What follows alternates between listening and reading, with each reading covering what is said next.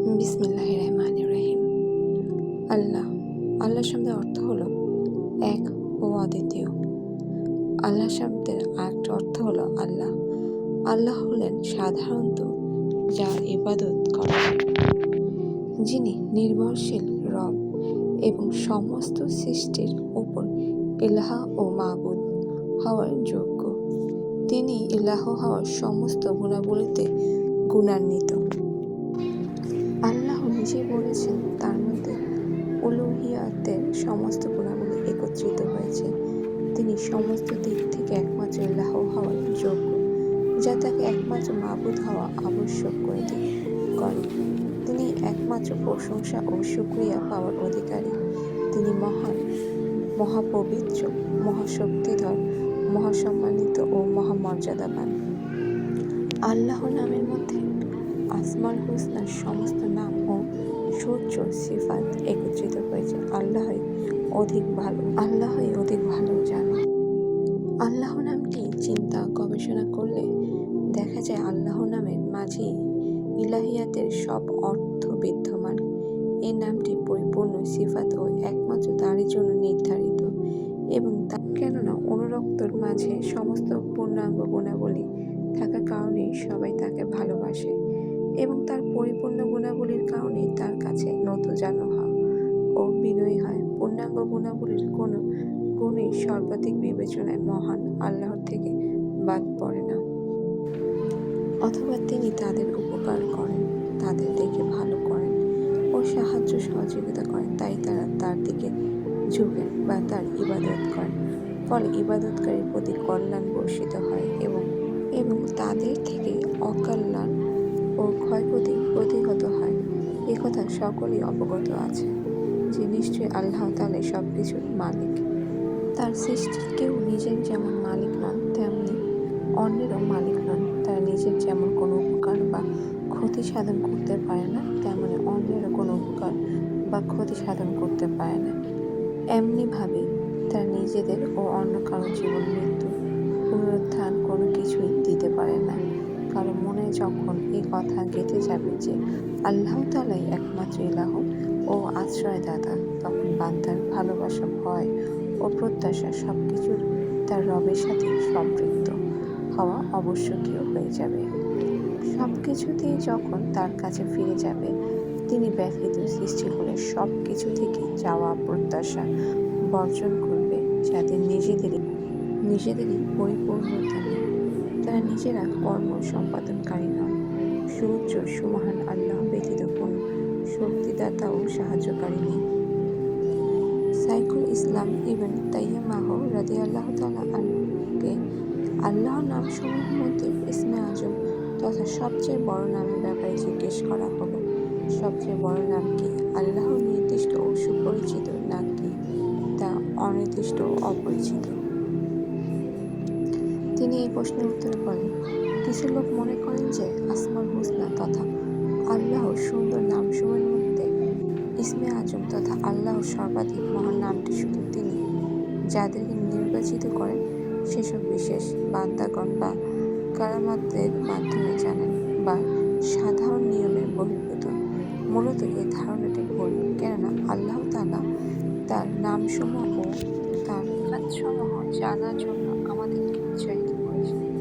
যারা তার নামসমূহ জানেন, এগুলোর ব্যাপারে গভীর জ্ঞান রাখেন, ইবাদত ও দোয়ায় এসব নামে তাকে ডাকেন, এবং কিছু চাওয়ার ক্ষেত্রে যারা তার কাছে এসব নামে চায় তাদের তিনি প্রশংসা করেছেন।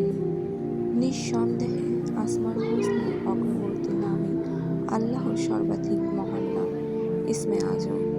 যেমন আল্লাহ তাআলা সর্বসময় দানশীল, যার বদান্যতা ও দানশীলতা শেষ হওয়ার নয়। তিনি বান্দাকে দান করতে পছন্দ করেন। তার দানের মাধ্যমে সর্বাধিক দানপ্রাপ্ত ব্যক্তি হলেন যাকে তিনি তার আসমাউল হুসনা ও তার সুমহান সিফাতসমূহ জানার ও বোঝার প্রাধান্যতা দান করেছেন। আমিন সুম্মা আমিন। অতএব সঠিক কথা হলো, আল্লাহর সব নামই সুন্দর এবং সবগুলোই মহান, তবে সর্বাধিক মহান নাম হলো সেসব নাম তার জন্যই একক বা অন্যের সাথে মিলিত হলেও তা তার সত্তাগত যাবতীয় গুণাবলী বা তার কর্মগত যাবতীয় গুণাবলী বা যাবতীয় গুণাবলীর ওপর প্রমাণ করে। আমিন। যেমন আল্লাহ এমন একটি নাম যে নামটিতে ইসমে আজম, যার মধ্যে উলুহিয়াত তথা ইলাহ হওয়ার যাবতীয় গুণাবলী বিদ্যমান। এই নামটিতে সমস্ত পূর্ণাঙ্গ গুণাবলী একত্রিত হয়েছে।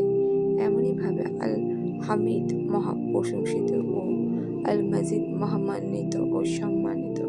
আল হামিদ এমন একটি নামকে বোঝায় যাদের সকল প্রশংসাকারীদের যাবতীয় প্রশংসা ও আল্লাহর পরিপূর্ণতা একত্রিত হয়েছে।